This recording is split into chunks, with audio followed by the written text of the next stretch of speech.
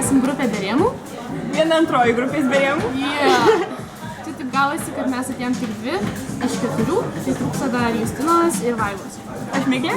Aš Robertina. Ir mes be rėmų. Paskutiniu metu tai tiesiog repetuojam. Ruošiamės konkursui. Taip. Šiaip gal čia mūsų toks vienintelis konkursas, kuriam daugiausiai ruošiamės. Dažniausiai tai vieną dieną prieš koncertą pasirepetuojam ir einam koncertuojam. Jo, bet šį kartą jau norim pasirodyti gerai, nes čia kaip ir bus mūsų toks paskutinis koncertas šis. Toks didelis paskutinis koncertas. Nes šiais metais aš dvyliktokė ir Vaiva dvyliktokė. Tai mes jau kaip ir šiek tiek atitolsim vieną nuo kitos. Ir šiais metais kalbėčius sustiksime tikriausiai mažiau koncertuosiu.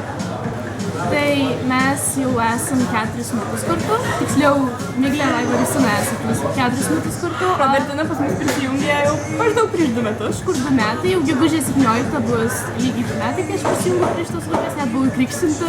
Taip. O šiaip tai susikūrimas mūsų buvo toksai gan įdomus.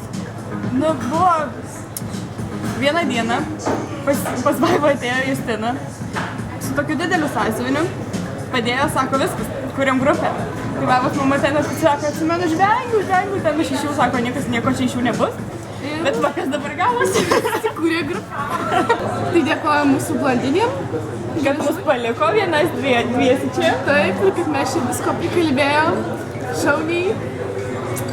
Ir žodžiu, šiaip tai visus kviečiam vasario 3 dieną. Alytaus teatre. 18 valandą. Alytaus Adolfo Ramanausko Vanago gimnazijos. Dainų konkurse.